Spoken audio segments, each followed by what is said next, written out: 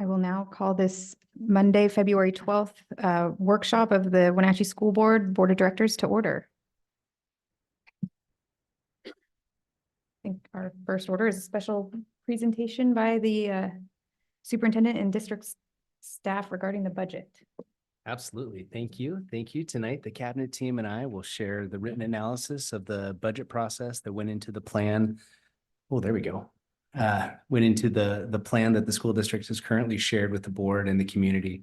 I want to thank the cabinet for their work, not only on the process and planning, but for the compiling of the information for the board and the community tonight. This is a fairly lengthy presentation tonight, and we have some natural places where we will give the board time for some questions and comments along the way. Tonight's presentation about the consolidation of our elementary schools through the possible closing of Columbia is part of an overall restructuring plan to align our system to declining enrollment. By impacting all levels of our system in 1 year for maximum efficiency and nimbleness in the future for additional enrollment decline is the correct decision. Now, I recognize the idea of elementary consolidation and the ultimate closure of Columbia Elementary is a worst-case scenario for our district and has had a profound impact on our school community and the greater community. Even with these challenges, we are confident that our elementary schools are strong and ready to take in students, families, and staff of Columbia to help create new, thriving environments for all of them. Closing Columbia Elementary and the consolidation of our elementary schools in the 24-25 school year is one piece to a greater restructuring that will help the Wenatchee School District to support the delivery of high quality instruction.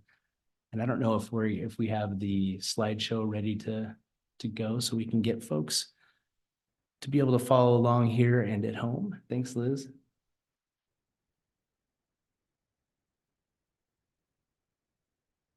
Excellent. So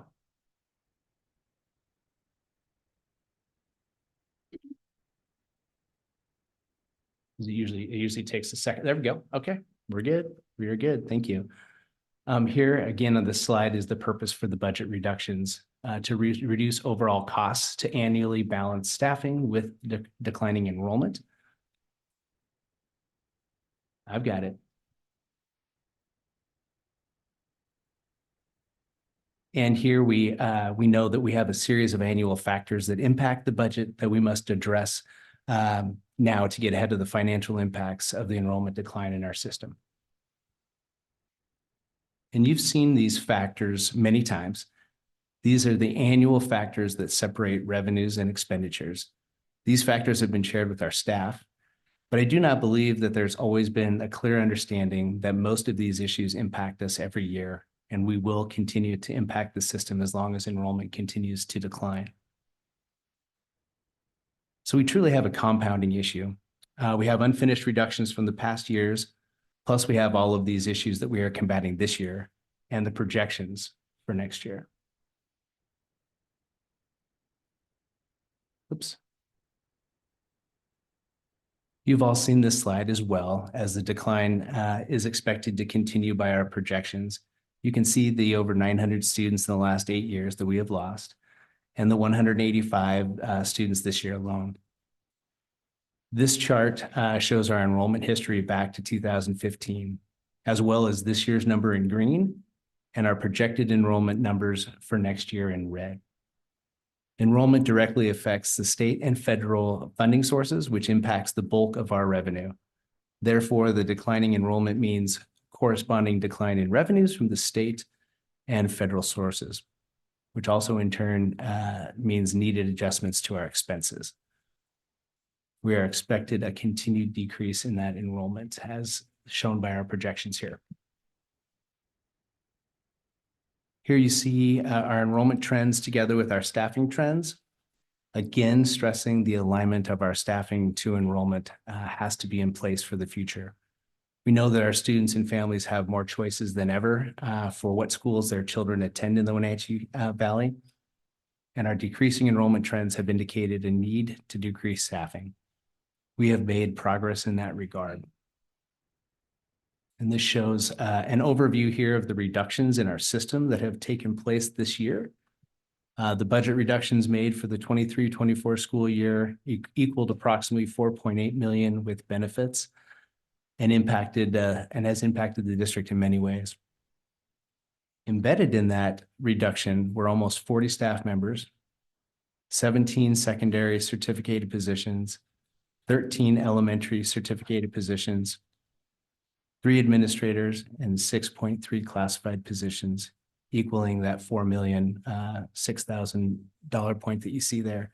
The district also reduced materials, supplies, and operating costs, also known as MSOCs, by almost $230,000. Contracted services by another $540,000, and time sheeting by $20,000.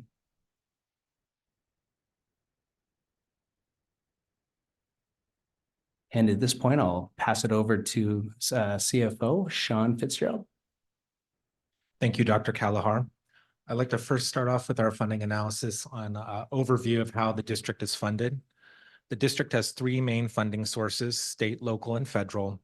State funding makes up about 74% of district funding, followed by federal at 15% and local at about 11%. In short, about nearly a quarter of district funding comes from sources other than the state. State funding is primarily driven by enrollment. State funding includes, but is not limited to, basic education, alternative learning, career and technical education, also known as CTE, our learning assistant programs, both regular and high poverty. The district is funded through the state prototypical funding model, which is determined by the state legislature. As enrollment declines, the district receives less funding from the state. Our federal funding primarily comes in the form of grants, which must be used for specific programs and activities such as Title I, school improvement, and migrant education. Last but not least is our local resources, again making up about 11% of our budget, which is primarily funded by our local levy. And local resources go to activities that are not funded by state or federal funding, including our athletic programs, music programs, and technology. Our current levy expires in December of 2025 and will need to be replaced in order for the district to continue providing for these programs. Next slide, please. Our budget reductions and declining in funding. To achieve fiscal sustainability, we've targeted preliminary reduction in target range of about $8 to $9 million in preparation for the 2024-25 school year. This range will change as the district receives more information, specifically when the state legislative session concludes in early March. There are several factors which Dr. Kalahar has already discussed that are driving these budget reductions. First and foremost is declining enrollment. Again, enrollment is the primary driver of district funding, and we have seen an overall decline of 916 student FTE since it peaked during the 15-16 school year. The district saw a significant drop in enrollment during the COVID pandemic and has not seen a return to pre-pandemic enrollment levels. Instead, enrollment has continued to decline. This year alone, the district has seen a decline of 184 student FTE since the prior school year. Beginning in the 2021-22 school year, private and charter schools have opened in the Wenatchee Valley, allowing students alternative educational opportunities. Property values continue to rise in the valley, and in the Wenatchee School District area alone, our assessed value since the 15-16 school year has nearly doubled. We're also continuing to monitor our birth rates. The Chelan County has seen an overall decline in birth rates. This leads to smaller kindergarten classes, which are coming in smaller than our larger graduating classes. Our current projection and what we're working with is that enrollment will continue to decline. Another factor in our budget reductions is our state local effort assistance, also known as LEA. These are funds provided by the state, which are affected by enrollment and the district's assessed value. These funds allow school districts to opt for state funds in lieu of pursuing a higher local levy rate from local taxpayers. The funding formula is based on your enrollment. If a district will receive more state funding if enrollment increases and your assessed value decreases, and vice versa. So therefore, a district is going to receive less funding if your enrollment's decreasing and your assessed value is increasing. Unfortunately, the district is currently experiencing both declining enrollment and increased assessed value, resulting in declining funding in this area. We also have state regionalization funding, which came in part during the McCleary decision and came in during the 2018-19 school year. And the district had received an extra 6% in funding from the state. However, each year the funding has decreased roughly by 1%. And we expect that this will be our final year of regionalization funding. And so we will not be receiving that extra funding from the state. We also have our federal emergency COVID funding, also known as CARES or ESSER. The district has approximately $2.8 million remaining in these federal dollars from the COVID pandemic, which must be spent by the end of this school year. Also is another factor is also inflation, and the state legislature adjusts state funding each year to account for inflation. However, the inflation adjustment does not address all inflationary costs, and the gap between staffing and operation costs will increase based on declining enrollment and other large inflationary cost increases such as insurance and utilities. Also, the state adjustments to inflation do not factor to both federal and local resources, which do not receive those adjustments. And so for our 23-24 school year, over 20% of our district costs are funded out of federal and local resources, which do not take advantage of any inflation adjustments. Last, we also have the June 22 tracking error, which was discovered in the summer of 22. The district had relied on this forecast to hire staff for the 23-24 school year, believing these funds were available. However, the error delayed taking necessary budget reductions, which should have begun during the 21-22 school year to address the factors previously discussed.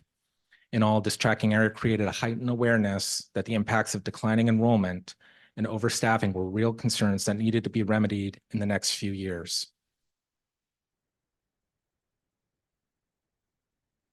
Board policy requires the district to maintain a minimum fund balance of 5% of total expenditures.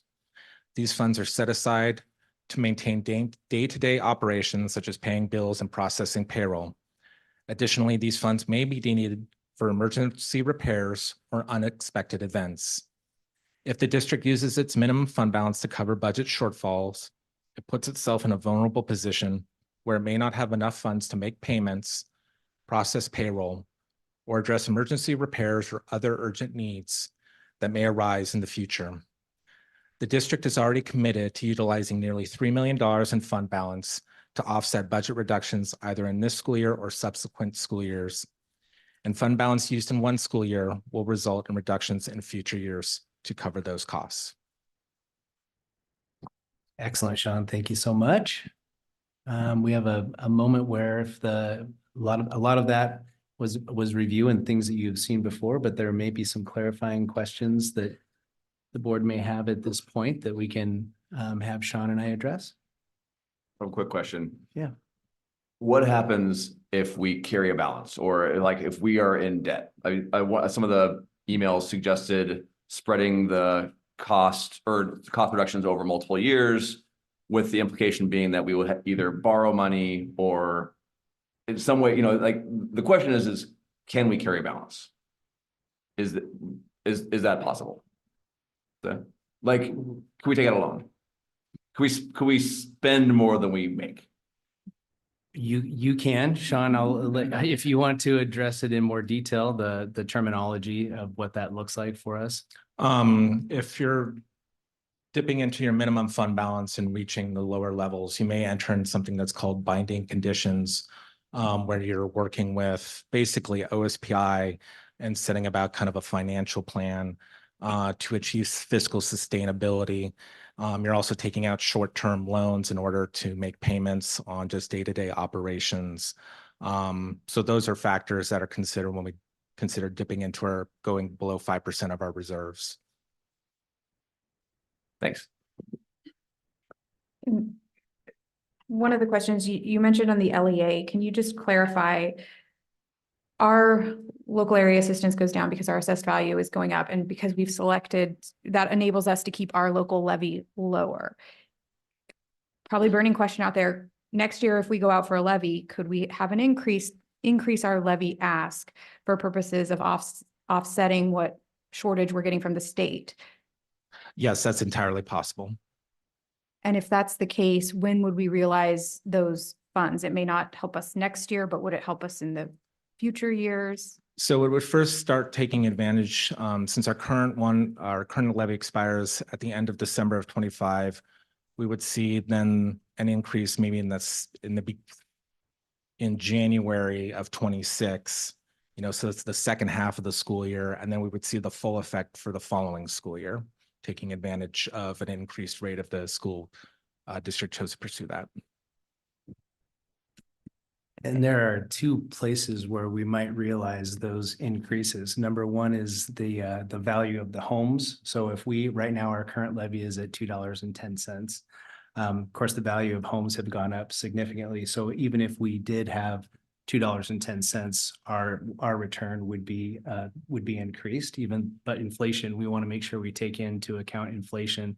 And then also we have the opportunity to go out as far as $2.50. Did I get all that right, Sean? Yes. Okay. Making sure.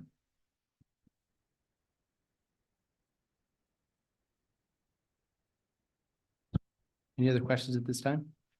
Okay, we will keep on moving. Year 2 budget reductions. So the budget process is a continuing conversation that does not necessarily begin and stop at fixed times in the school year. It's a continuous cycle throughout the year. And as we are making plans for reductions that impact the school year, there are many ideas formulating about how we could potentially make reductions in following years and in the future, which begin preliminary conversations. However, many of those ideas and concepts are in very small scale. The other part to the budget reduction process is the enrollment and budget monitoring process, which takes place the first few months of the fall and then moves on into the winter, where we especially pay close attention to our count numbers, a little bit in September, but most importantly in October. Unfortunately, we know that from our fall count that we landed 184 students behind where we were last year. This is a first indicator to us on how we need to respond as a district for the following year, as this was about 70 students less than what was budgeted for, and we will forecast even more decline next year as we plan for additional students to not be in our system. During this time, we can assess the numbers of students across our system and see where we have low class size and opportunities for efficiency overall in the savings of the district. The year-end closeout is an important part of the process as well, and this is where our finance team officially works to complete the cycle of the budget for the previous year. And this last October saw the closing of the 22-23 school year. As we begin to plan for the 24-25 budget process, we had to ask ourselves a couple of questions. Can we use a similar plan can we use a plan similar to last year that relies heavily on reducing staff at various levels throughout the district? Will we be able to reach the numbers that we didn't hit last year? Also, how do we account for the known funds left over from the ESSER funding? And equally as important, how do we combat for the decreases in the 185 students we saw this year? The magnitude for the reductions begins to grow. This is when we have been looking to our larger components of the reduction, just as reducing staff system-wide.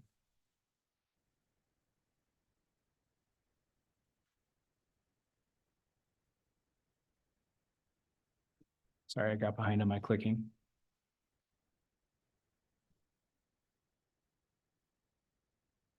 Other reduction approaches considered. We understood that relying solely on staff elimination, like last year, would not be enough. It could only take us so far, as we would end up with overwhelmed employees, burnout, and unfinished work in a variety of areas. We knew that we would be relying on staff reductions, but it couldn't be without a more global plan. We needed more and bigger dollars for the reductions. So we began to explore other options. One of the options we considered was a complete reshuffle of all of the elementary schools and going through a district reboundary process. And the realization that this still has the same amount of students just placed more evenly across our 7 schools does not solve the current dilemma.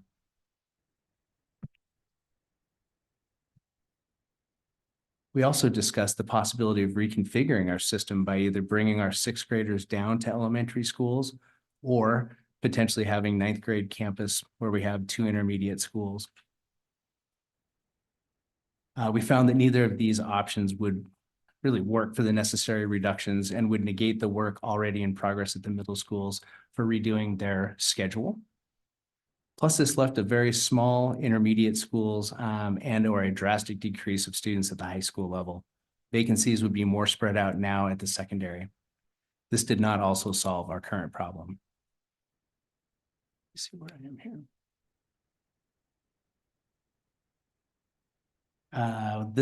Finally, we had to take a look at other alternatives in the district that would reduce significant costs. This is where the concept of elementary school consolidation came in, or bigger ticket items such as reducing our building principals in a large capacity, impacting larger programs such as middle school athletics potentially, or even high school athletics. Of course, we landed on exploring our elementary school consolidations at this point.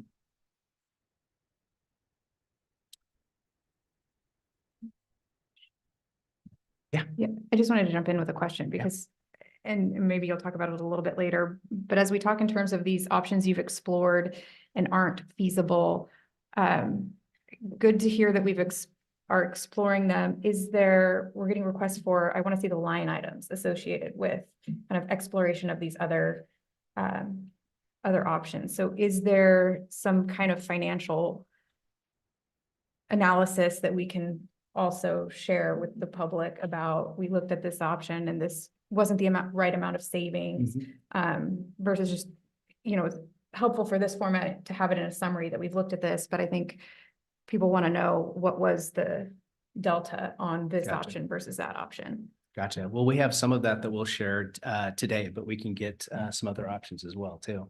Yep. If I can piggyback another aspect onto that question, the district looked at a variety of options. One thing to look at is the actual dollars and cents. The other is the effectiveness of the configuration for teaching, learning, and for students. So I think the non-dollar aspect of alternatives is also very important. And to some extent, you've addressed that, but I think it would be good to get more information. And since we're taking a pause, I do have one other question, and which comes with a comment. If we look at the declining enrollment, you make the comment that these are, you have to plan ahead.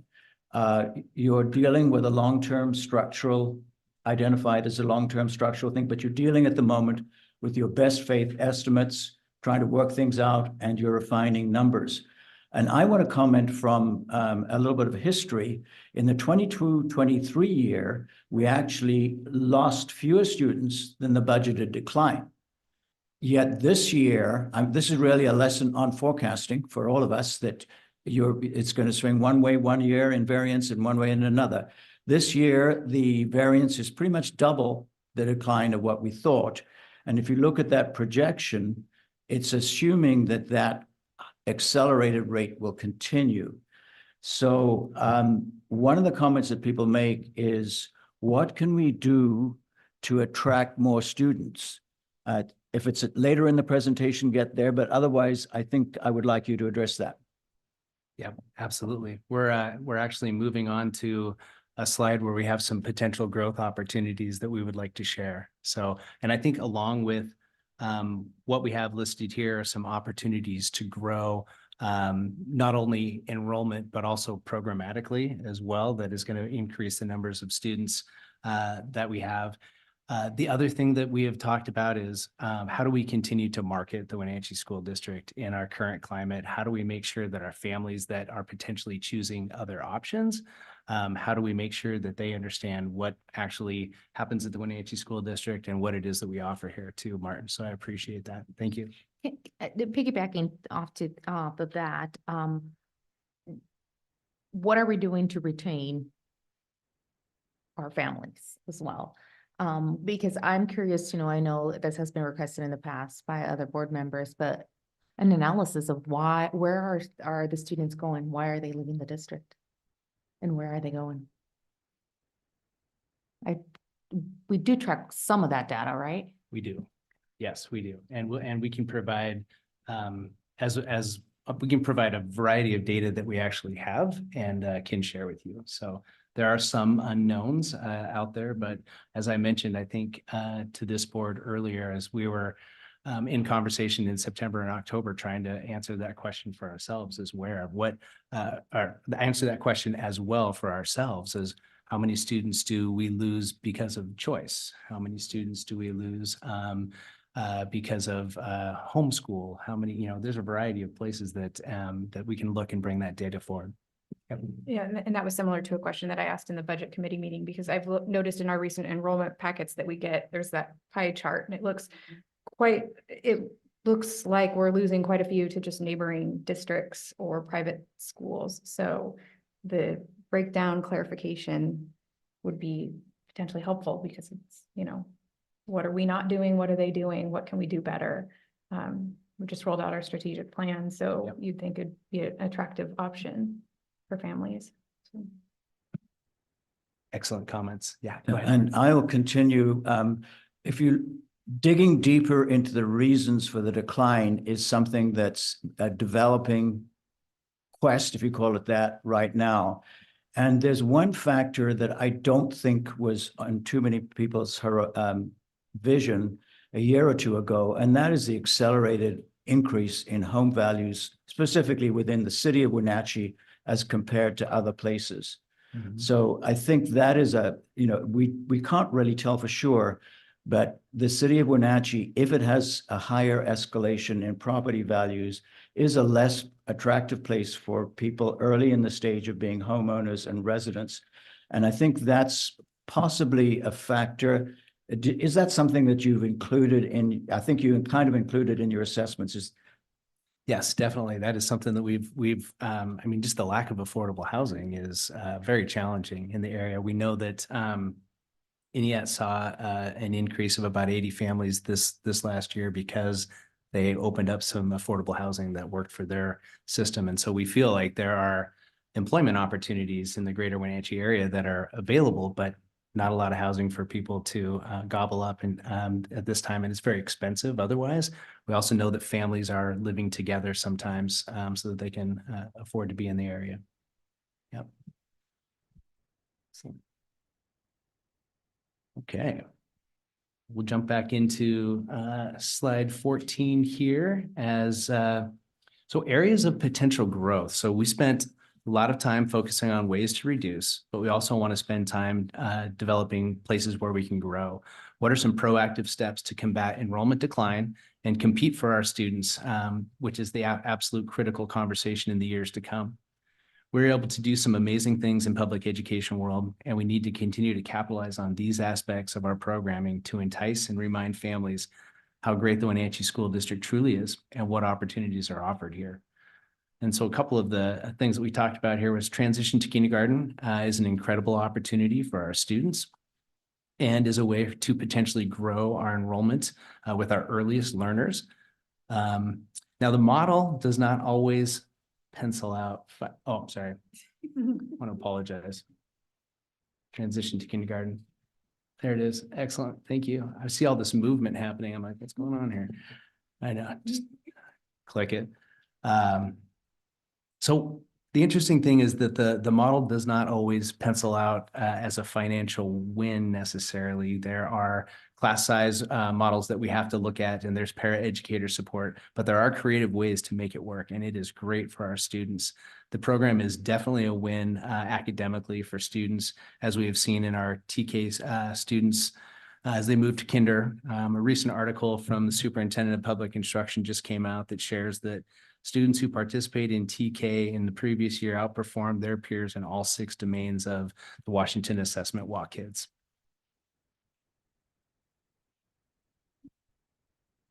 We also have Valley Academy of Learning is an area that is ready to grow.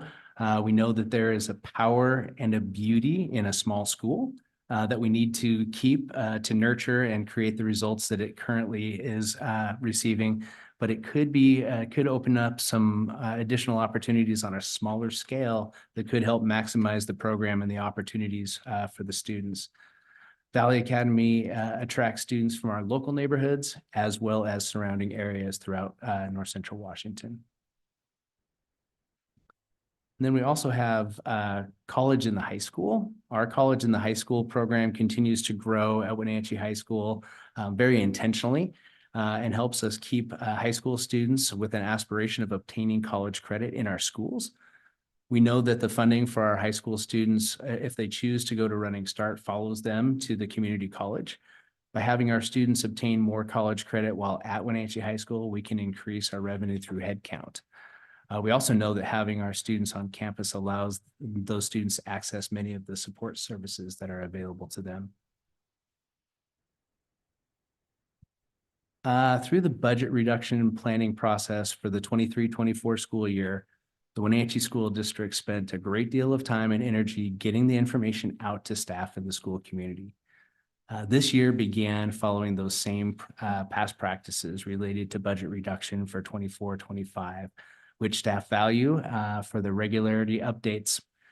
This included frequent internal communications via email and video updates, personal visits by the buildings and departments, and regular in-person meetings with school board budget committee and association leads. Staff were also invited to provide anonymous feedback and ask questions through an online feedback form. Additionally, they had the opportunity to provide some input through an online survey on areas where the district could make further budget reductions. All of this work went relatively well, and I would say until the rollout of the plan for consolidation of our elementary schools. That rollout of information could have been much better and has been highly criticized by the public and our school community. We could have done better. At this time, we need to move forward and address the budgeting reductions nonetheless. I've mentioned this word restructuring a couple times today, and that is what our system is needing to move forward and hope to maintain healthy and optimal fund balance, as Sean had mentioned earlier in the process. We have to do the hard work now to see ourselves through the enrollment decline in the future.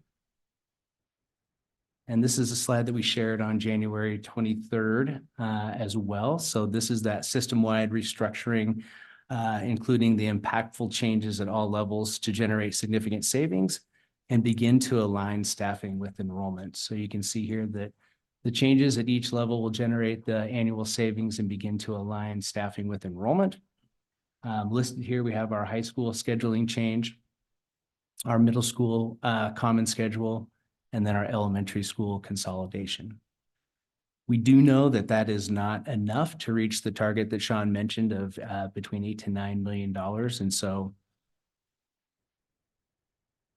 as long as the enrollment continues to decline, we will need to continue to do the following. And so this is kind of our outline for the multi-year plan to help position the district to be ready to adjust annually to enrollment decline. We do know and remind ourselves that simply preparing for the enrollment decline is but one piece of the puzzle. We need to continue to share and partner with our community to share the incredible opportunities available for our students. And so we have here continue working on our staffing model throughout the K-12 system and making sure that we align each year to enrollment. Evaluate additional staffing reduction district-wide, so it's not just in our teaching ranks. Work to restructure departments for efficiency and productivity. Potentially reduce programs where necessary. And then district level MSOC, those materials, supplies, and operating costs.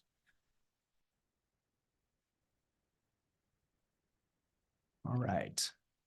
So since our focus tonight is on the written analysis of the closure of Columbia Elementary, and that process here, there are the approximate numbers that could be reduced from our system annually to better align staffing to enrollment. These are the significant reductions that we are needing to grapple with during this restructuring process. These annual savings will help us align closer to where we need to be next year and not push the problem down the road and dip into those reserves. For budgeting purposes, we used approximate salaries, knowing that the reductions will most likely be heavier in our provisional teachers who are just at the beginning of their journeys as educators.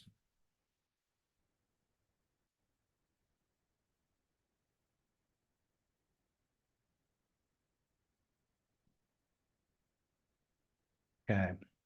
The next slide, why elementary consolidation is necessary. Through the consolidation, the district can save at least $3 million annually.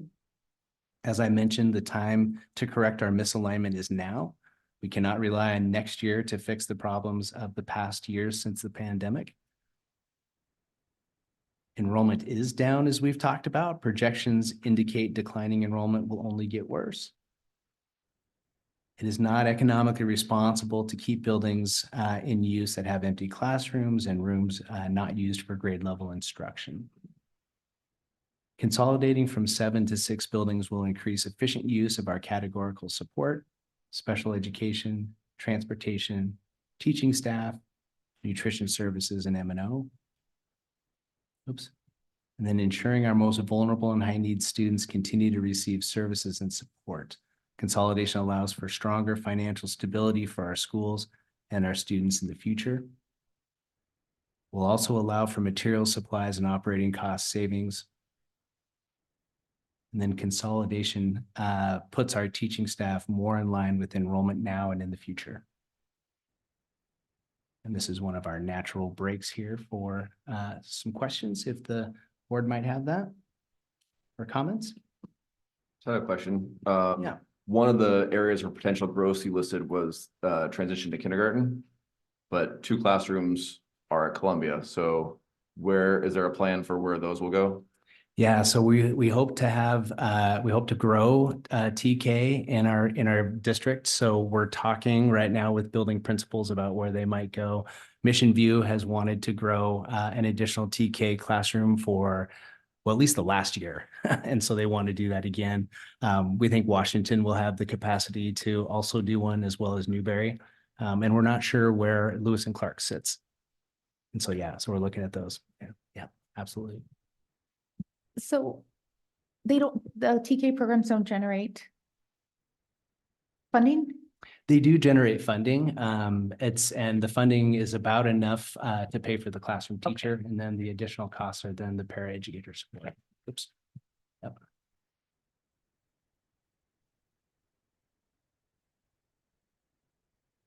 Okay, I will pass the mic over to Heidi Busk, Executive Director of Learning and Teaching. All right. Next slide, thanks. This is a table you've seen before.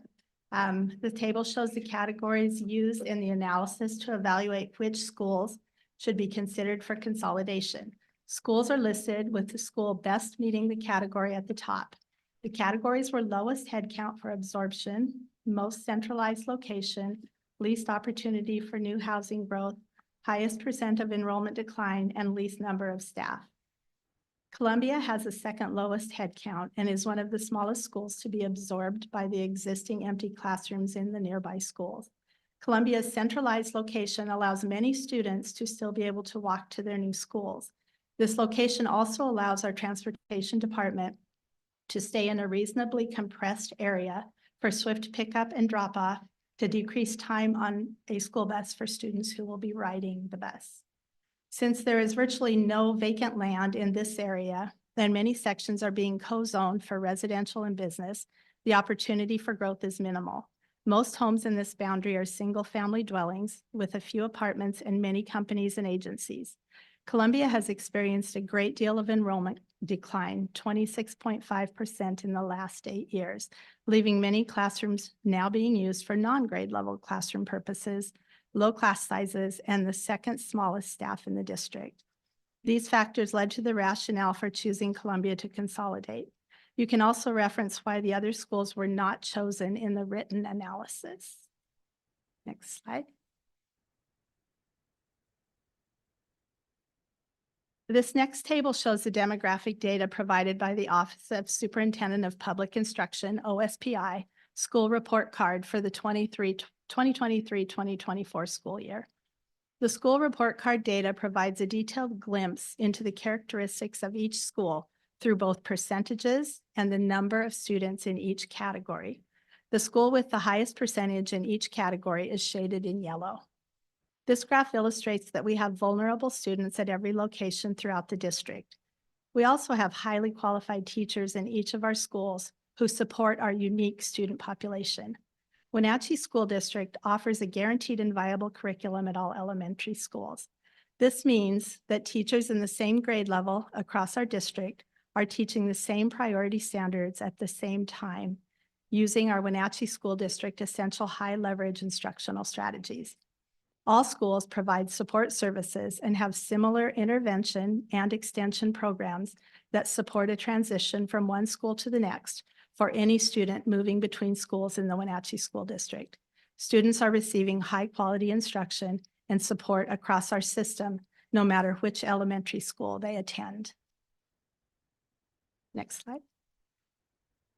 This table illustrates the total student enrollment at each school this year, along with the number of grade level teachers, excluding the PALM specialists in each building and the average class size.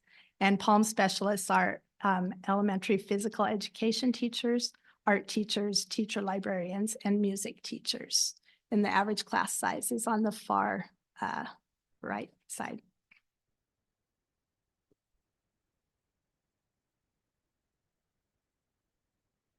This table shows the drop in headcount from the 2015-2016 school year to the current headcount. The table helps to illustrate declining enrollment at the elementary level. Transitional kindergarten was added in 2022, so the current headcount includes transition to kindergarten classes at both Columbia and Mission View Elementary. And it is important to note that enrollment numbers fluctuate slightly up and down throughout the school year, so today's enrollment might be slightly different than the January headcount. Washington, Newberry, and Columbia Elementary all experienced enrollment declines of over 20%, with Columbia having the highest enrollment decline at 26.5%.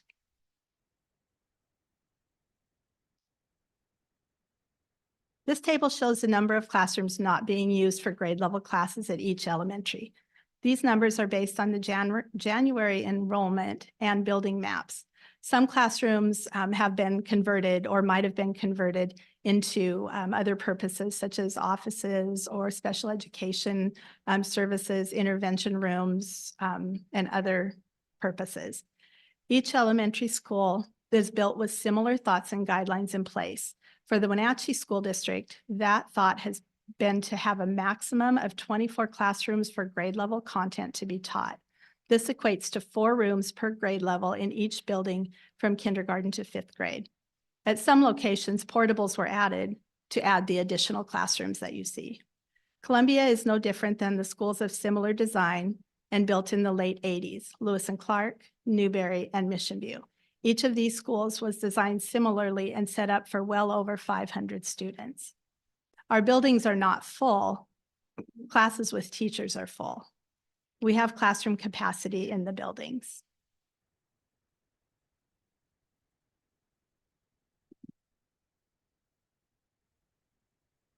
Okay, so I want to talk about more geographically mapping what the plan is for the student reassignment after we looked at all the options and decided this was the route we wanted to move toward. You'll see on the first slide, this is just a mapping of where all of the Columbia students live across the Wenatchee Valley. And they are all over the place. And if you look at any of our schools, it's very similar to this, that we have students of choicing in for multiple reasons across multiple areas of our valley. It could be staff's children, it could be siblings had gone there. There's lots of reasons for choice to happen. At the core of the boundary of Columbia sits around 300 students. And then the rest of those students are choiced into Columbia currently from somewhere else in the Wenatchee Valley. So the next slide shows what we would be proposing as the additional Washington boundary and additional Lincoln boundary. And so the shaded areas above the current Lincoln boundary that show the additional Washington and additional Lincoln, that's the primary boundary for Columbia Elementary currently. It's bordered by some major roads in our area that if you've been here a while, you know about, Miller Street and Ferry Street, and then Chelan Street on one of the sides. When we mapped out where students have been coming from within these boundaries, it is a pretty even split between the area north of Orondo Avenue and the area south of Orondo Avenue. So that became a very natural split of students between those two boundary areas. And it split them pretty close to 50% between those two schools. Another reason Orondo is nice, it does allow for transportation services right around the Orondo Avenue, which we'll talk about in some subsequent slides. And additionally, it provides some safe walking boundaries that we'll talk about in a few slides also, when we look at how far students should be walking to school according to our funding model for transportation and their distance away from a particular building. So the next slide is a breakdown. I'm going to leave this one up here for a while because it's a lot of numbers. There you go. So this one is taking our current Columbia students and looking at where would they be going. This has some assumptions built into it. The assumptions built into this are that those who are remaining inside the Columbia boundary, we would be splitting those between Washington and Lincoln, which is again pretty close to even across. Then each grade level might be a little bit different than 50%. And then all of the remaining smaller numbers you see would be students returning to their neighborhood schools who had choiced into Columbia prior to us changing the boundary for it. So you'll see some smaller numbers in some various grade levels. Those would represent the home schools of those students where they reside at currently. The other assumption this makes is that the enrollment doesn't decrease for this particular. So this is if all these students came back and we rolled them up into their next grade, this is what that would look like. So every fourth grader returns. This is exactly where they live and where they would go next year. Likewise with all the other grades. There's an assumption again with kindergarten. We don't know who's going to register for kindergarten. It's very early in that process right now. And so we just made the assumption to be similar to the last few years. So we went with instead of 57, we have 55 expected in kindergarten for what would live in the Columbia boundary instead of 57. Since Columbia already has 27 TK, we assumed all those 27 would be going into kindergarten in the Wenatchee School District, and we'd have to split those up.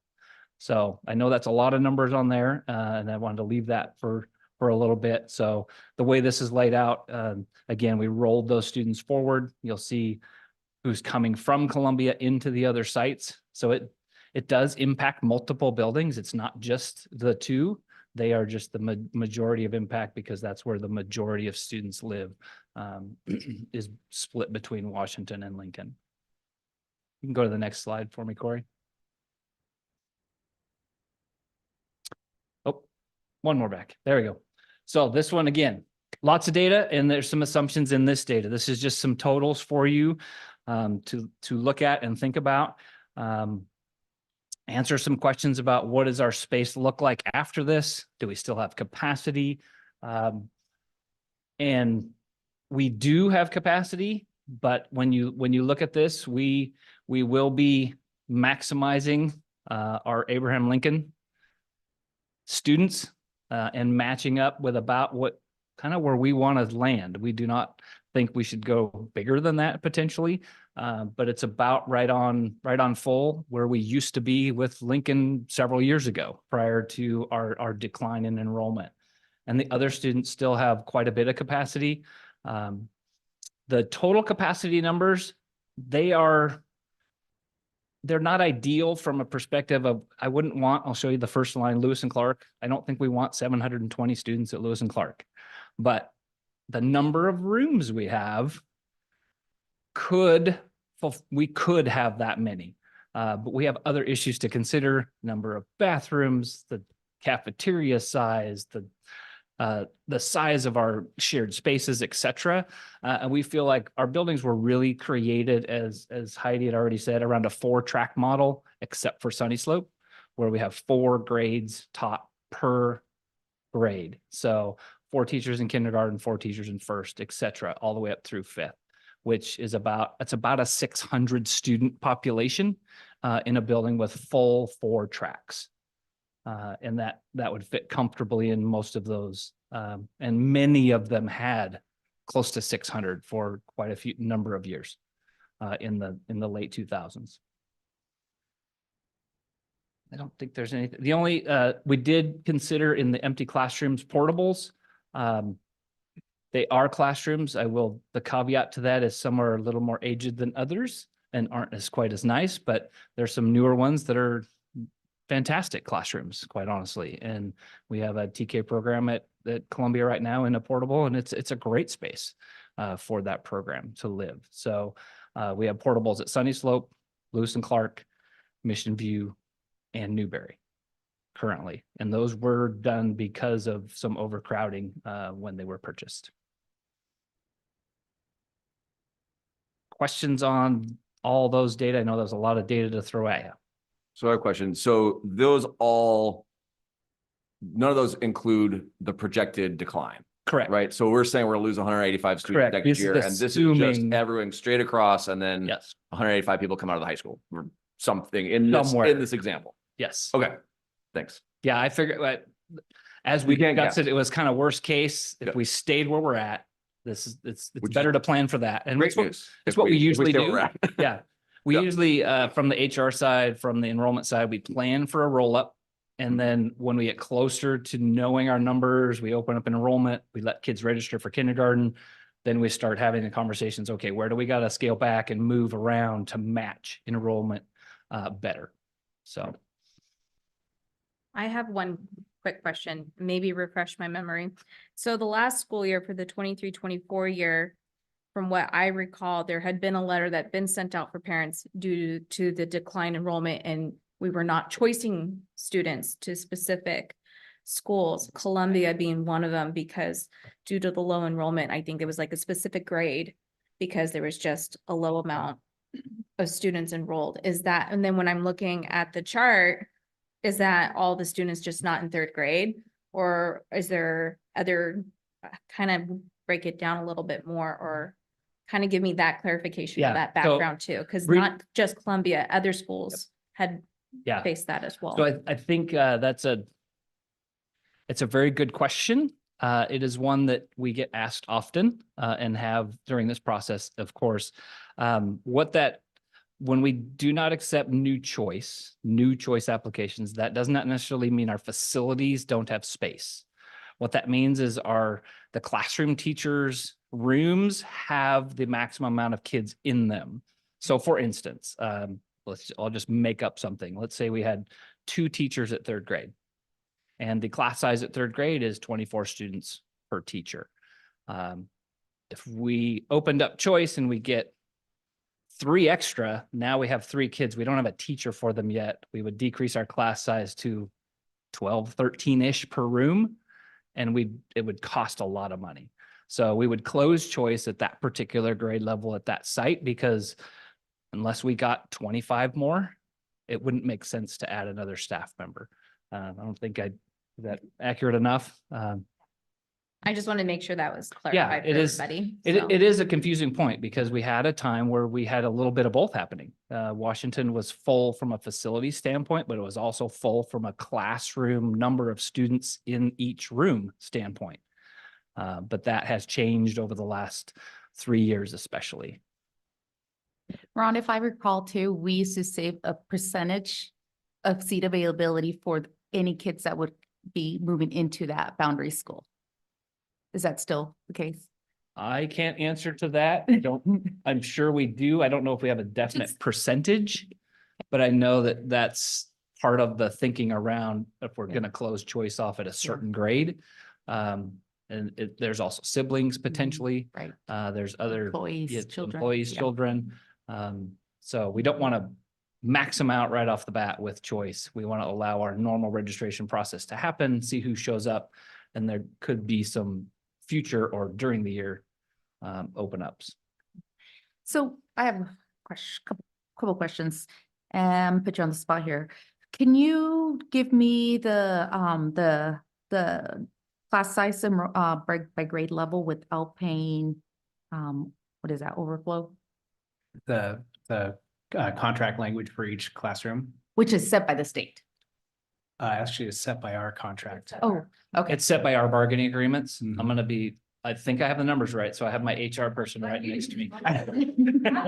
You got it? I'm gonna let Heidi answer then. I knew you were going to ask that, so I wrote it down. Pre-K is 15, K1 is 24, 2-3 is 25, and 4-5 is 27, as per our contract. Nice job. Sorry, what was K1 again? 24. Go for it. Thank you. Corey got it. Okay, thank you. Just taking a brief look at this, it looks like we would remain within our contract with the shift in Columbia students, with the exception of Sunny Slope, which that is still in Sunny Slope. I did have another question. Oh, looking at the boundaries. This is, I know this has always been a little wonky, but with Newberry's numbers and the Newberry boundary touching part of Columbia's boundary in the south end of town, was that considered to be able to alleviate some of that and have more of an enrollment size? I'm looking at Lincoln, like say between Lincoln and Newberry, not Newberry. Yes, Newberry. I think it was more, and we'll talk about transportation next. I think a big factor in that was the walkability of getting kids to that school and how much time they might spend on a bus. We do bus from the area east of the Columbia boundary currently. And if you've been here as long as I have, you remember when these were done. And they were done very intentionally to spread out which kids went to which buildings. It was redone when Foothills was built, and we readjusted boundaries in those years to make sure we had a good heterogeneous mix of what represents our valley in our schools. So I think we've talked about that. I don't know a direct answer to, what tipped the scale either way. But in terms of not closing a school, I know that Corey's mentioned that a few times, and it's really more about walkability and where they live in relation to Lincoln. Yeah, I mean, the dividing factor here is Met Howe and Kittitas. Yeah. Again, just looking at Lincoln's numbers and then looking at Newberry, and given that also Newberry is one of the schools to hop through that has lost significant enrollment. Curious what that would look like if we just say maybe take 2 blocks across, and that happens to be on the Lincoln side. Right out there. Yeah. That's a good point. And I mean, I'm sure Dr. Callahar in the future will be bringing these conversations up again as we look at what might happen with our enrollment, because we're making a lot of assumptions when we assume the same students are going to live in these same places next year when we get to the fall. Before you jump into the next section, I just want to let the rest of the board know that, Martin and I have had an opportunity to spend about 4 hours looking at this. So the rest of you are very much encouraged to ask all the questions that you possibly can and come back with them and whatnot. So don't feel guilty about asking anything. All right. So in the same vein, we'll move on to transportation. And this again, it was fairly obvious after we decided about half the students sit on either side of a Rondo Avenue. If you want to put up the next slide for me, Corey. So there is some natural places where we have some busing going to Washington currently. We do not have a lot of transportation going to Washington, where we might be able to utilize our current transportation and put students on those buses. Likewise, on the Lincoln route, we might be able to add to the busing that's already happening to Lincoln. And it's a very small sliver of the Columbia boundary that is considered to be quote unquote unsafe to walk from. We receive funding from the state around it's not a mile radius, but it's a mile distance of walking to a building. And so that's called the Safe Routes to School. And the Safe Routes to School for Lincoln would incorporate everything in the new boundary except for a sliver along Orondo Avenue to the south of Orondo Avenue.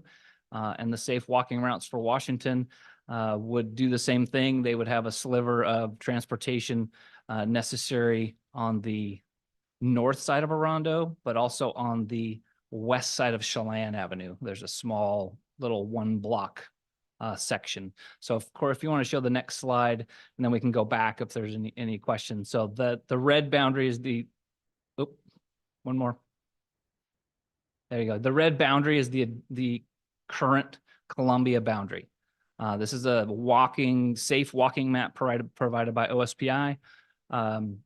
And the blue lines indicate the safe walkable radius for students to get to school and if we bus, we should be busing outside of those blue line areas, because that's how we get funding from the state for our ridership. I have a very fast question. Yes.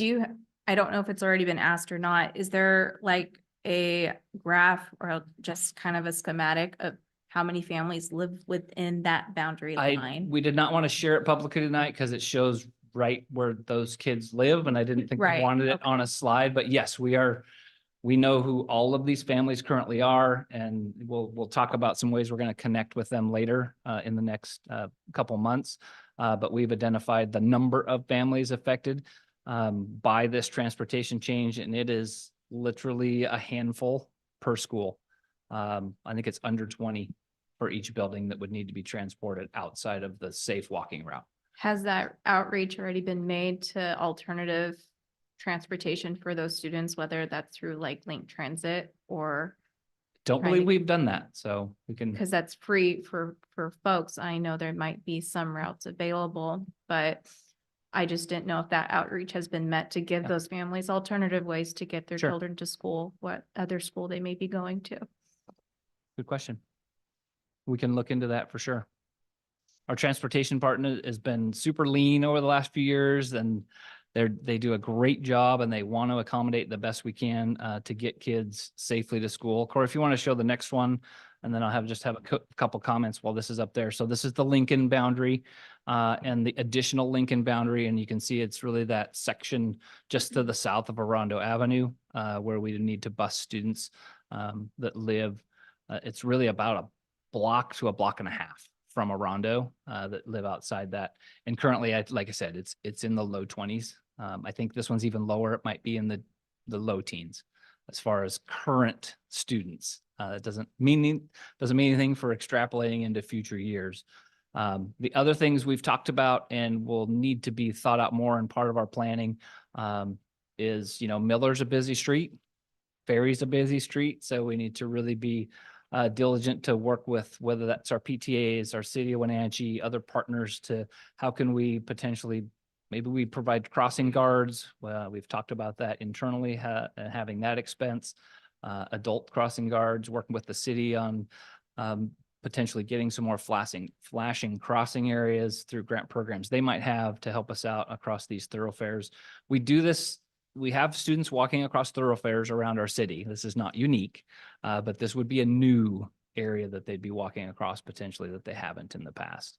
And we do currently have some students, for instance, as an example, we have some students attending Lincoln currently who do walk across Ferry Street already. They're outside their boundary technically, but they're probably choiced into that building. So it does happen. We just have to be cognizant of how we can get kids safely to school. But we feel like we can absorb these into either existing routes or a very minimal impact on routes we might need to add to transport students.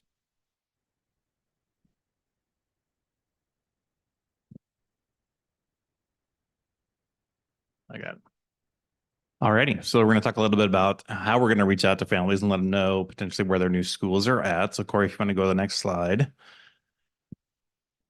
There we go. So what we would like to do is send personalized notifications to all Columbia families. We have these letters. We've been working on these. They're kind of staged. Our goal would be to get them out by the end of February. We could do that, I believe, even quicker. But the personalized letter would go to each family. It would list the potential new neighborhood school. It would offer families safe walking maps or their bus rider information, as well as from tonight's idea, potential alt options for getting kiddos to school. That's a good addition. Options for the choice process, which would include a QR code so that families could access the choice application right there. And again, based on some of the questions that we've had tonight, I'm envisioning adding some additional information about how choice actually works as far as when a classroom is full versus when a building is full. And then also invitations to open houses to the new schools. And we talked about this at our budget cabinet and board budget workshop and decided to pursue having open houses even before the formal decision gets made so that families have plenty of time to be thinking about the transition. We have extended our choice deadline to the end of May. So we want to give everybody ample opportunity to plan for the transition. Next slide, Corey. As far as kind of a warm handoff approach to transitioning students to their new schools, on the learning and teaching side, Heidi did a great job of talking about this earlier. Our guaranteed and viable curriculum, our walk-to intervention model that exists at all elementary schools. And Corey will show this with some slides later on, but just a reminder for everybody that categorical support for students is being redistributed. It's not being eliminated in any way. Next slide.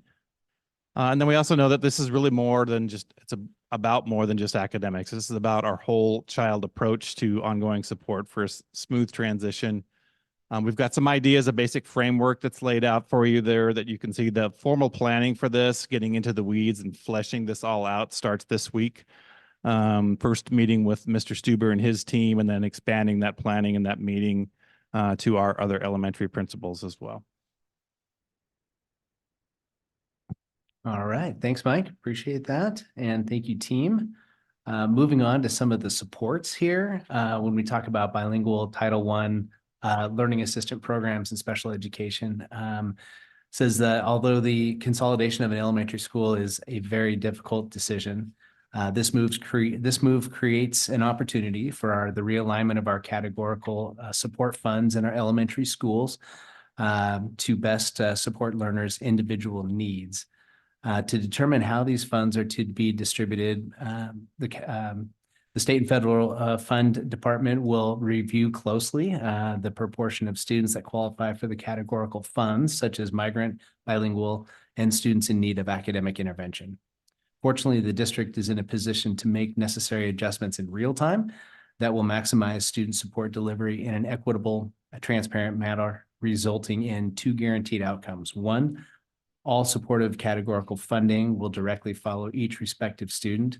And two, every building that accepts additional students through the consolidation process will receive additional support.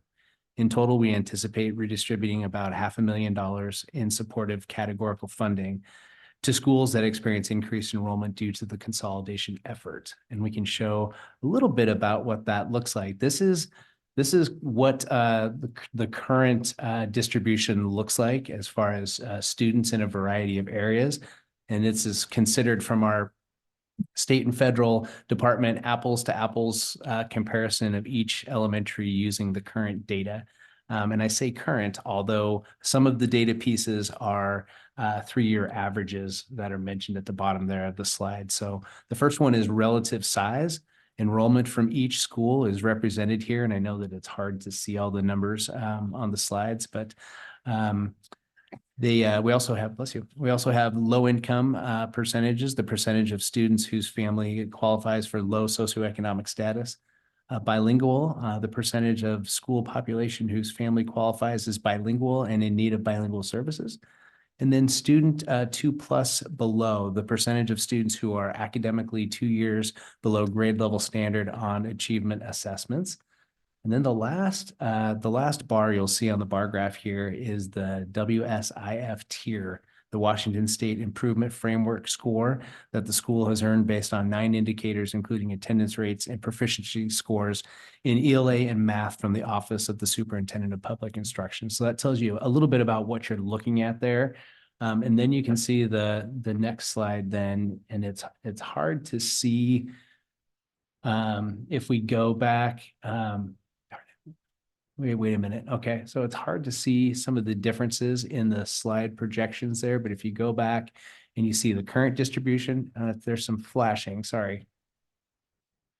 Okay, there it is. There's a little bit of a pause in the clicker here, but you see the current distribution for this school year. And then you can see what it would look like and actually see there it flashes again. Okay, projected distribution. You can see that this is the 6 schools other than Columbia. And so there are slight increases when you look at Washington and Abraham Lincoln there. The other schools don't move much on the matrix because the majority of the students are moving in those 2 areas. Corey, just briefly, this presentation or part of this presentation, no, the analysis has been posted online for the public to see and Yes. download. Mhm. Absolutely. Thank you. Yeah. So the written analysis can be seen on our budget website, and also it should be uploaded into the board packet. Yep, absolutely. Thank you for that, because some of the information that we're sharing is easier to see and more comprehensively described in that analysis. I appreciate that. Let's see. So the projected distribution here, you can see the impacts of the supports when there are only 6 schools in the district. And this slide helps us understand the projected distribution of services throughout the 6 elementary schools that remain. And as I mentioned, you see those increases in Washington and Lincoln predominantly there. And the next slide, total certificated support staff. And so this is another spot where you see the original draft that Jeremy Wheatley had for next year's projections. And then you see the new categorical draft there with Columbia missing. And so this describes the support staff, including intervention and English language development specialists, the FTE that is based on the proportion of the qualified students, and then the braided funds for bilingual Title I and LAP, all adjusted to create 1.0 positions. And you can see those increases there at Washington and Lincoln. Oh, there it is. Okay.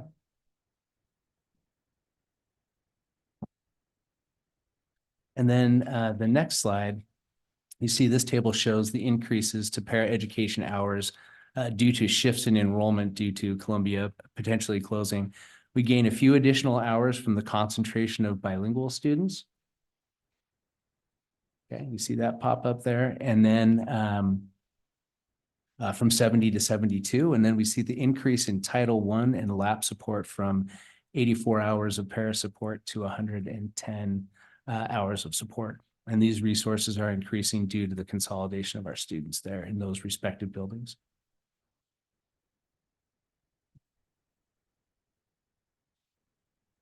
Oops, and then our special education services. And I think this slide is mostly to describe what the services that our students will be continuing to receive. So school closures do not change an IEP developed for an individual student.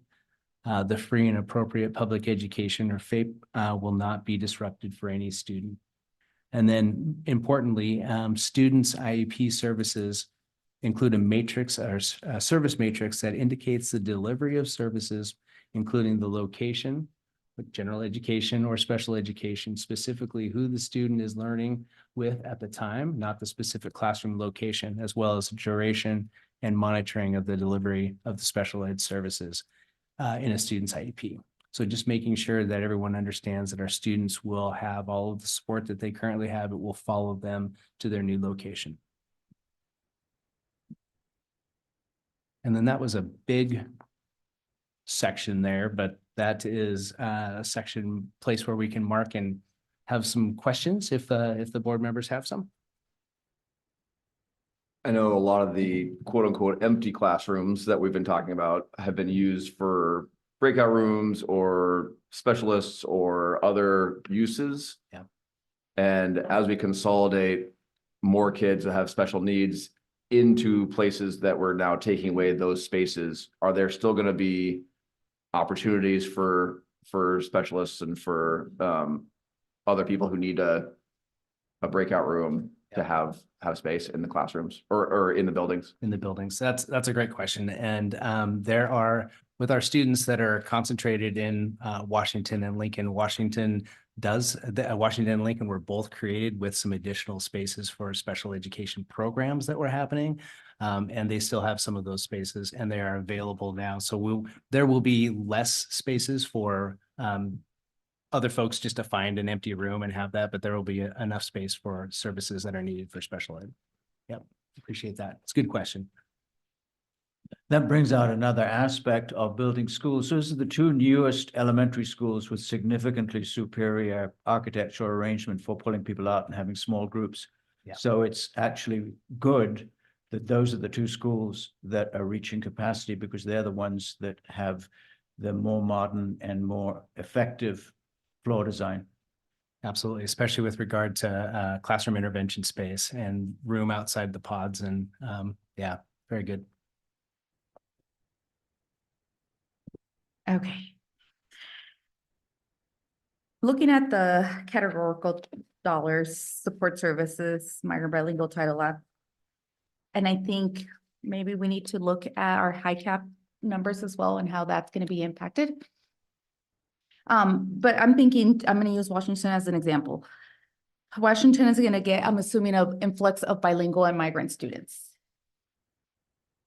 And we know the money follows them because those are categorical dollars. Can we ensure that those students will receive the same support services that they were getting, they're currently getting at Columbia?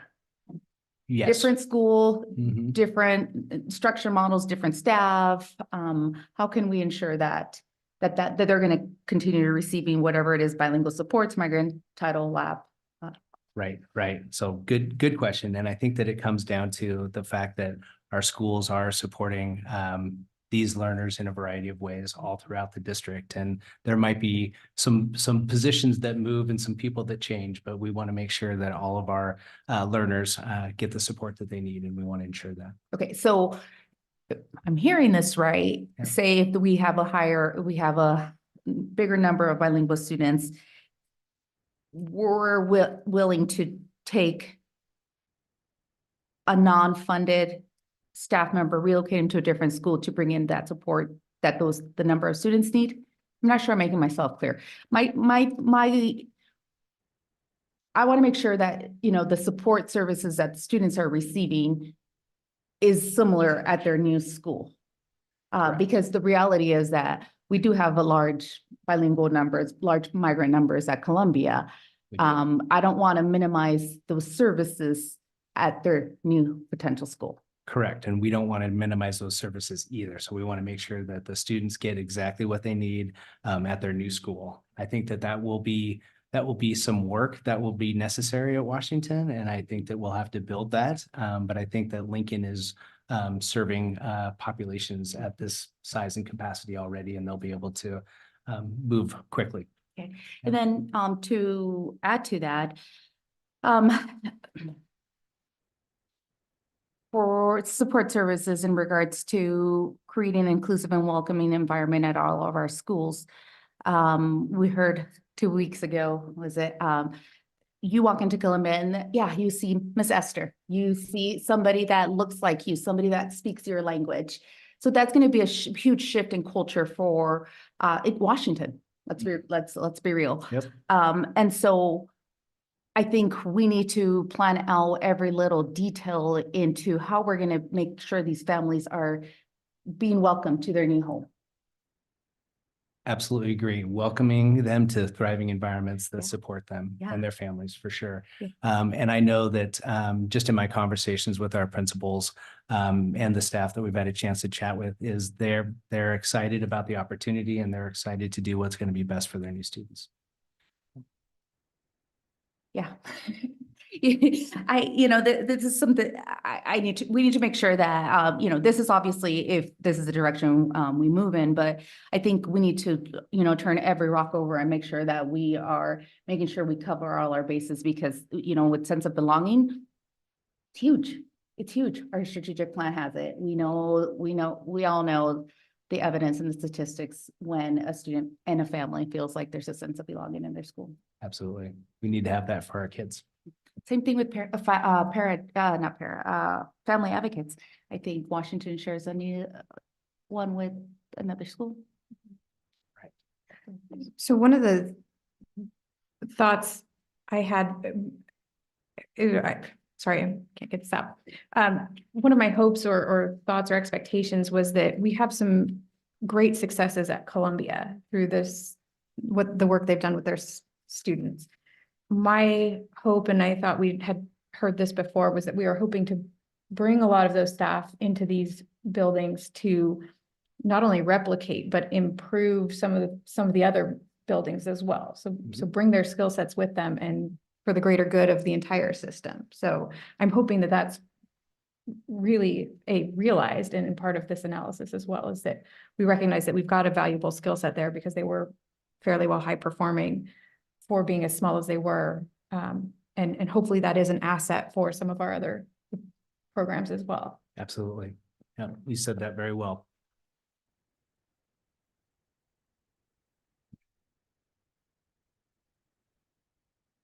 Get back to the right spot here. I think we are passing it to Kelly Lopez with the staff analysis. Maria, I just want to address your question really quickly. We have already started working with our building administrators, very specifically Washington, on how we can address some of those concerns, because we also recognize the needs that are coming into that building. Thank you, Kelly. And I appreciate that just from a parent's perspective, and there's no ill intent against any of our other schools, but we have a group of students, a group of parents who are coming from a teacher building principal that is bilingual. Their office staff, I believe all of them are bilingual. And so I think those are all things we need to really look into. So I appreciate that. Absolutely. Can I keep us on that topic for a moment?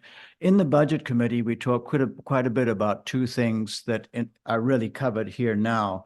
And one of them was that if we do a restructuring and at the district level, it's not just about running a lower budget and more efficiently. It's about looking for ways we can optimize the way we teach generally. And this is a multi-year project. It's not just a reduction of adjusting to finances. It's an opportunity when you make change to build your greatest strengths. I know that's just a statement, but I think in the course of people talking in the last month or so, I've seen that attitude coming to the fore. And I think it's good for everybody to know that, and I'm grateful. And then the other thing, I jotted down welcoming and consistent homes. There was considerable discussion about what to do too early, too late in the help for a transition. You can say that a decision is one thing. What makes a decision success or fail is the journey, the camino, your transition afterwards. And in this particular case, we have a proposal and we have hearings, but you can see that the district is now proposing to do the human element on risk as early as possible. Things like school visits. You mentioned making sure we have family advocates. I know I'm sharing a sense of, from the budget committee's perspective, of kind of the currents and thinking that went into this presentation you get now. And so that aspect is something that it's not easy. When do you do it? But I think there is a recognition that the sooner we work on that as a district, the more comfortable, the less concerned children and families will be. And I think there's a lot of work and a lot of welcoming, I think, hopefully from all of the elementary schools. Not just our families too, our students, but also our employees, our staff. Yeah, I'll just echo what Martin said. We talked a lot about how do we do this right without signaling that a decision has definitively been made? Because the human piece of this is one of the most important pieces of this. How do we make the staff, the students, the families feel welcomed in potentially new environments? But how do we start that early enough without usurping our responsibility to hear all the comments, to go through this process, to thoroughly vet everything and to make a formal decision on this? And so it's, you know, I think you start the work earlier in anticipation, because that's the human thing to do, is notifying families of the potential changes, bringing staff into the buildings to work with some of the administrators and talk to the principals and get comfortable and hopefully making students feel more comfortable as we go through. And then we're not left on May 14th saying, okay, this is what we decided, to get your letters out and here we go. But it is not a comfortable process to be in, knowing you need to, for transparency, get this information out, but without signaling that this is done, this is a deal, and we're, you know, moving on. So a lot of thought went into that and continues to. Thank you, Julie. Okay. Just to add on to that, allowing us to move forward with staff moves is really the human thing to do. What we heard loud and clear from Columbia was, let us know so we can start planning our lives, start planning our moves, meet our teams, say our goodbyes and say our hellos. And so I think even though it is still a decision that hasn't been made, letting us help our staff work through that is the kind of fair-ish thing to do. It also allows us, starting this early enough, it allows us to have individual meetings with staff members so that we can get their preferences of, if you have to leave Columbia, where would you be happy at? What grade level would you like to teach? What subject would you like a change? Do you not want to change? And so letting us start early allows us to have those type of conversations and really try to place staff members where they're going to be happy. So we are looking at our two tables. One is the 22 or 23, 24. So those are our current sections at every elementary, at every grade level. And then the proposed sections for next year with Columbia staff rolled in. We are confident, well, we know for our certificated continuing staff, we are able to place them into other elementary schools next year. We have a large number of provisional staff this year. And so with that, our retirements and resignations, we are able to move our teaching staff into the other buildings. Our classified staff, we are confident that we are going to be able to reassign them so that nobody loses their job. Again, that is our goal. We have a number of open positions right now, and as people turn in their retirements and resignations, we will be slowly having conversations with our classified staff members to reassign them for next year. Should we not be able to reassign, which I still believe we will be, they do have options to bump. That is based on their seniority and their classification level. Certificated staff do not have that type of language in their contract. They have to move into open positions. Anybody who chooses or is unable to bump, maybe they don't have enough seniority or there isn't anybody in their classification, they would be laid off. Again, we do not believe we're going to hit that point. Classified staff, we really will be waiting until closer to that May deadline if we're going to have to bump or lay anybody off, because again, we do believe we're going to have enough open positions. We will start the reassignment as positions become available for classified staff. Question I have is, since some of the modeling we looked at earlier factored in no loss of students for the transition, does the staffing model take into consideration the potential decline in students? No, so at this point in the projections for next year, we always assume the same number of students rolling up. That includes kindergarten. So we assume we're going to have the same number of kindergartners. We never do. But you don't know what building is going to have the reduced kinder staff or the reduced kinder kids. So we always do a little bit of, we watch as kinder registration comes in, and as the summer goes on, the principals are calling saying, ooh, my numbers are looking really high or really low. And that's when we start having conversations about potential movement. Excellent. Thank you, Kelly. We move into a facilities analysis section. It's a very small section and it's not something that we necessarily have based any decisions on, but it's always good to have that facilities analysis. And I think what it does is it helps us look at the schools that are like Columbia and were also built at the same time of Columbia to realize that there is a need in our district for maintenance, repairs, and operations. And this is just and in the written analysis, we also have the study and survey preliminary draft reports for Columbia as well that are included in that. So this is just kind of a snapshot from our facilities and maintenance and operation team right now. So the Wenatchee School District is currently studying the Columbia facility and looking at how the space can potentially be used to benefit students, families, and the community in a different way. This would need to be a plan that allows for let's see, where was I? This would need to be a plan that allows for the district to realize the savings of closing Columbia at the $3 million range and not increase spending outside of the current revenue spaces. Further analysis is needed in this area to determine what is best for the building. And from my perspective, and I think others, it seems a little premature or lacking compassion, so to speak, to look at these items while a decision is still out. But we have to be extrapolating or thinking into what the future might have to ensure proper savings for the district. And the facility need itself, Columbia has facility needs, just like many of our buildings throughout the district. Especially all of those that were built in the 80s and before. So here's a list of the more immediate needs from our maintenance and operation departments. Closing the facility does allow some time to address the needs and concerns, but we would love for the building to be in use in a potentially revenue generating or community enhancing way that will necessitate the considerations of many of these repairs. Oopsie, going the wrong way. And so most of our buildings that have a similar footprint to Columbia and that were built in the same time have boiler concerns, heat pump concerns, and cooling concerns that I would let Brian Brocky go into a little bit more detail there if as needed.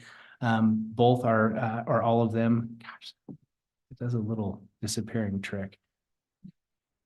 Okay, there it is. And then the kitchen and equipment are in need of some support as well. The irrigation system is a hydraulic irrigation system that is old and obsolete. The gym floor needs some support and some attention as far as the lines are concerned and relining and restriping. The playground equipment close to a rondo needs to be replaced. And then parking concerns for capacity use of the building have always been an issue, as I'm sure our staff can speak to.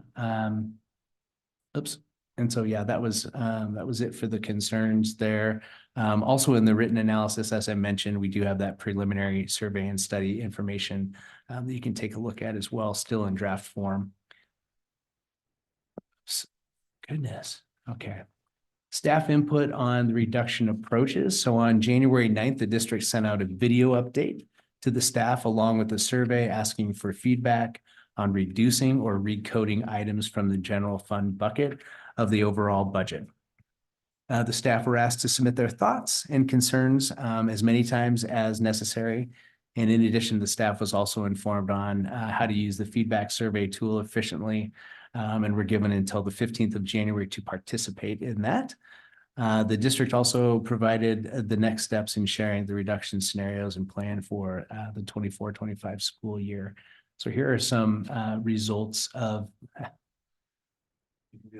It's funny because I'm not. I would just wait and maybe it's not gonna. There it is. So I don't even hit anything.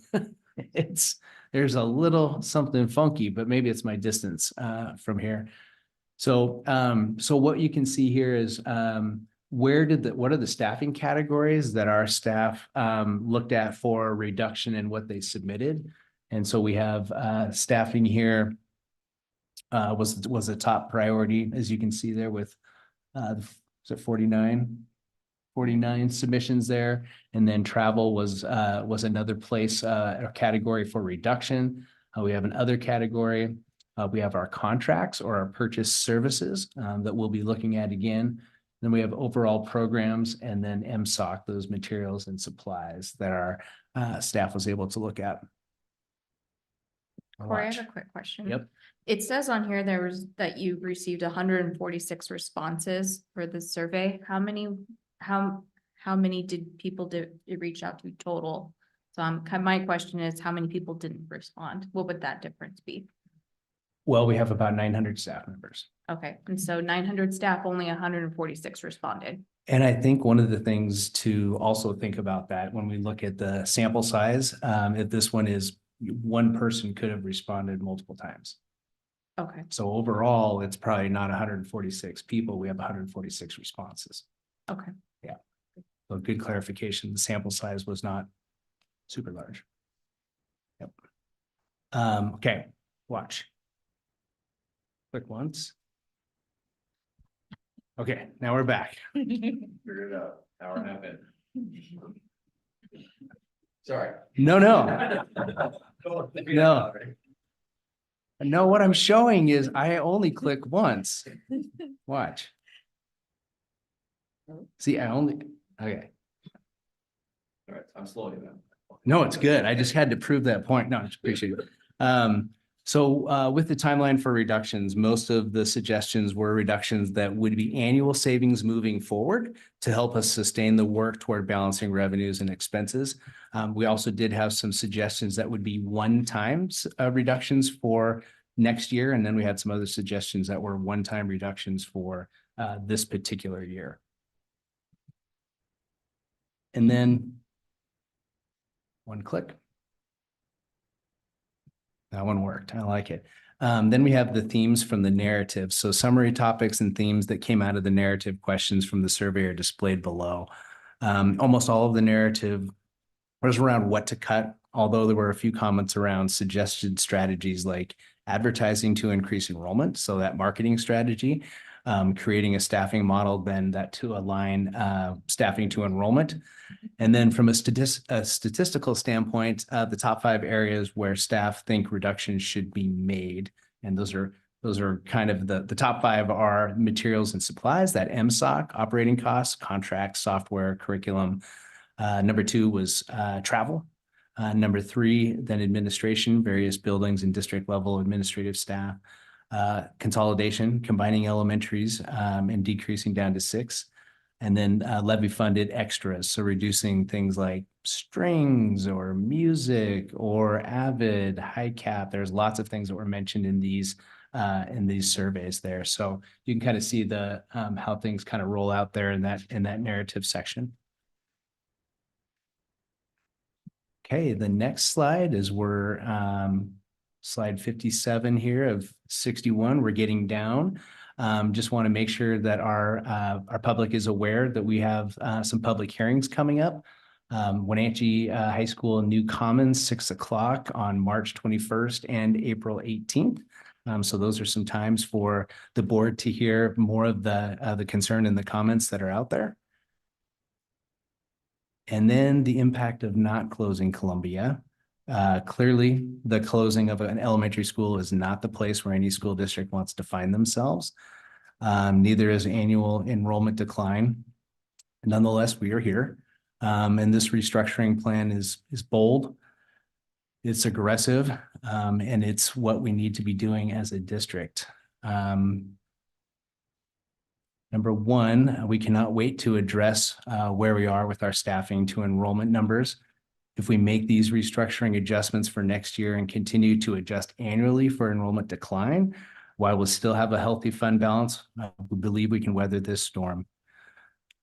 We also need to realize what we do. We need to realize that we do in fact have space at our elementary schools and our 6 remaining schools. We will be able to keep class sizes at or below contract levels. We have caring and compassionate schools and staff ready to welcome in our students, families, and staff of Columbia Elementary. We also have, as Kelly mentioned, with the necessary provisional staff to make this restructure happen this year. Next year, many of our provisional staff will change into the continuing staff, and we lose that opportunity. And we might have to look at a modified education plan, which would enact a reduction in force. If we can act now, we can retain our fund balance and we can have, and we not have to potentially dip into our reserves to get through the next few years. And as we come to a closure, this is the work that we knew we would have to engage in this year. Maybe not to the level or the capacity that we were hoping. And we knew that this would be a year of tough conversations, tough decisions to keep the district moving forward. We know where we are and what we have to do to make the drastic decisions to move forward. And that leaves us another question slide and another slide that just gives some folks some information on where to go to reach the budget page that has the written analysis, and we'll have the slide deck soon after.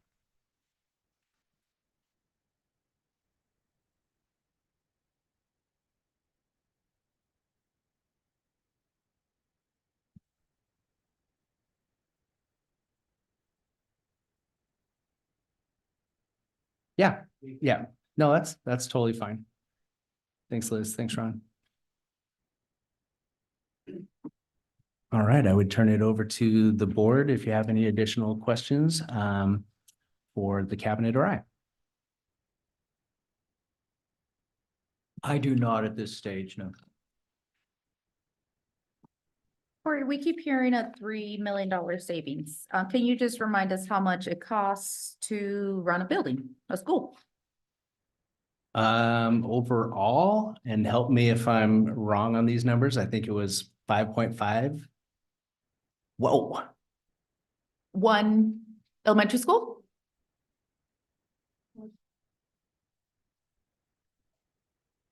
Uh, 5.5.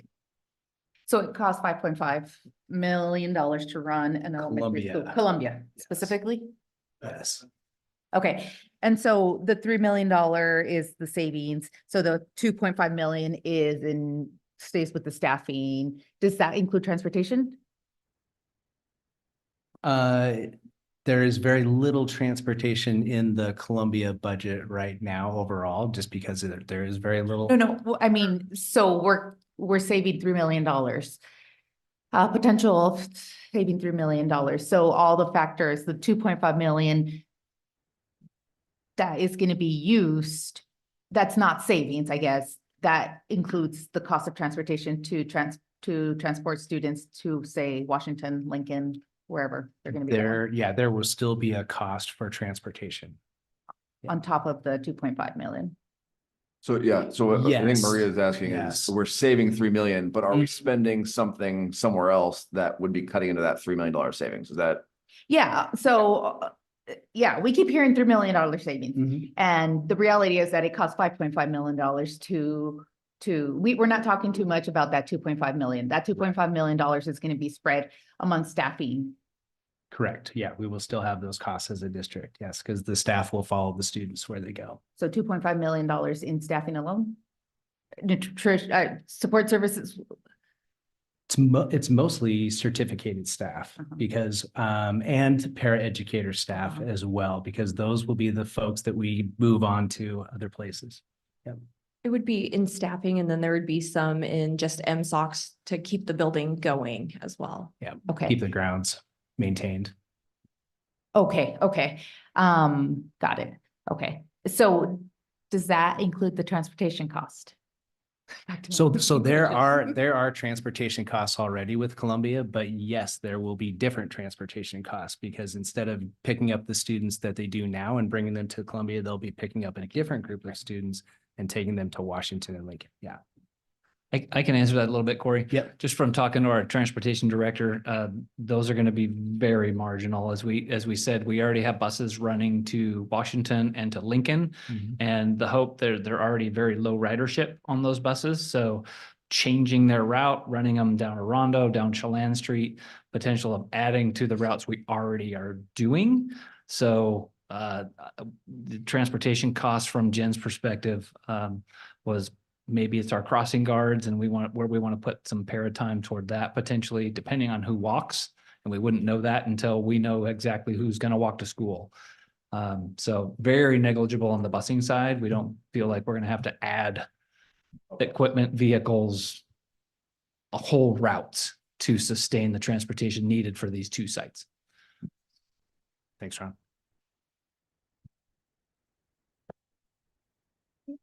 So I think what may be helpful as we're kind of in this hearing for, I know we haven't taken any action to start the official process, that'll be tomorrow, but as we're still working on the analysis, is making sure that it's clear that the systematic approach is a little bit clearer, because we're focusing very much, rightly so, on a significant impact to the one school.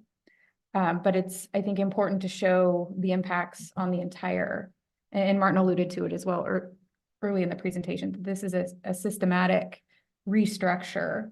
So it's making sure that it's clear why this is better for the entire system, for every student in the district, how this is going to help the majority of our students, because it is a significant change to a small population of them. And so it's making sure that change to the small population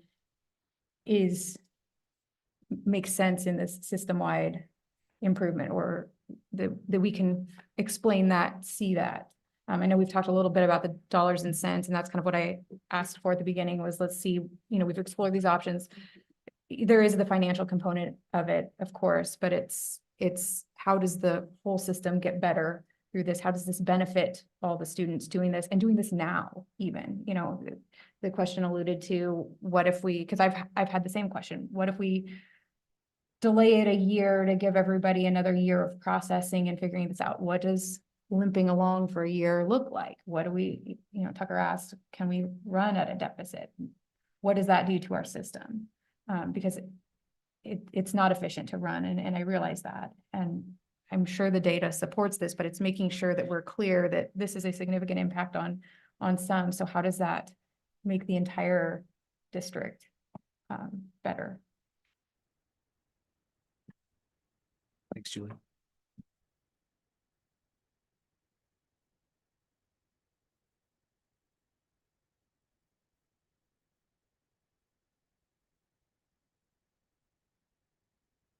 Other thoughts?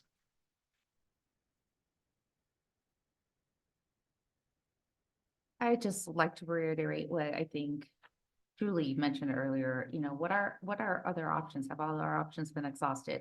What does it look like with the other things mentioned, athletics, music and art, administration? Where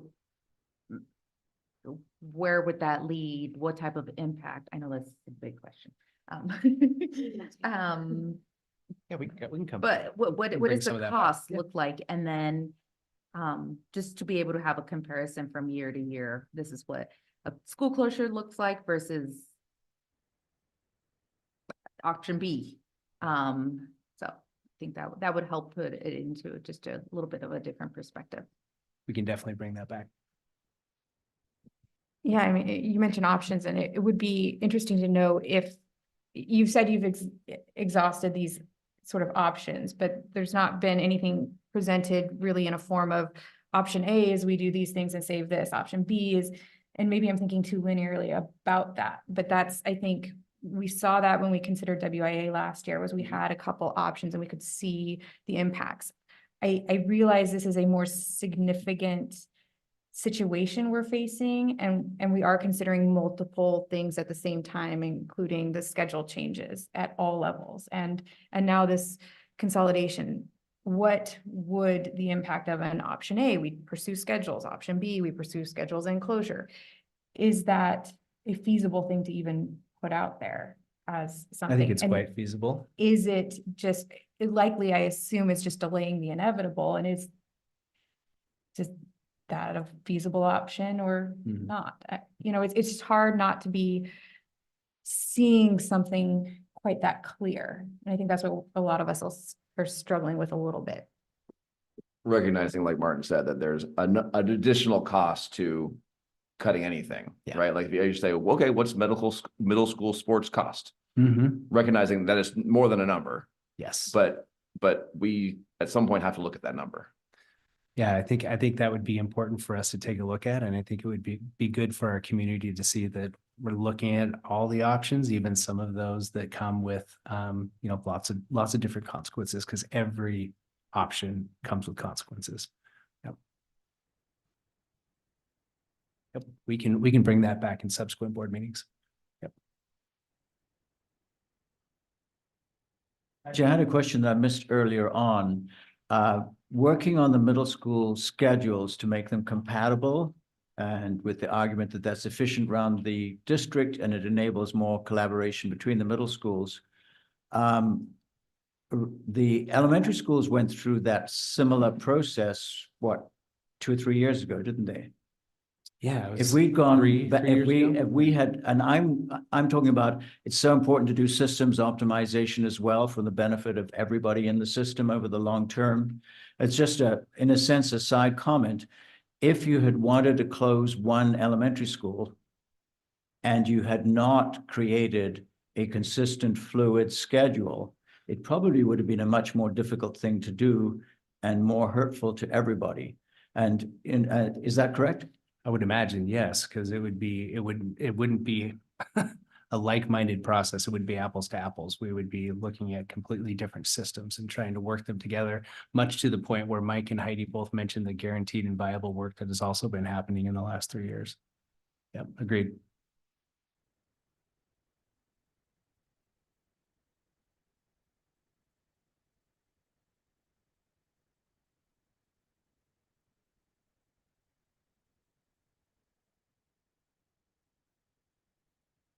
So can I ask about next steps then? Because I think we did add a piece. The board's getting this in sort of like a draft form. It kind of goes live, I think, tomorrow. Even it's on the site, but in case we had comments or questions, I think the official report starts it, which would go out tomorrow. But we have built in time to the meeting tomorrow to be able to ask and discuss Yep. a little bit more. Yep, tomorrow so we'll start that 90-day process. And then the board will have another opportunity to discuss and talk about the process itself. Yep.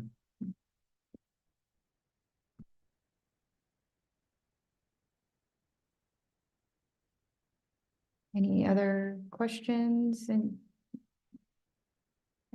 any other comments from staff? Thank you for your work on this analysis. Thank you for taking a lot of the feedback from the budget committee meetings into consideration. I think you made it as digestible as you can for an hour and a half, but there's a lot to pour through and a lot of questions I know that will be coming in over the next couple of weeks, I'm sure. So thank you for your work.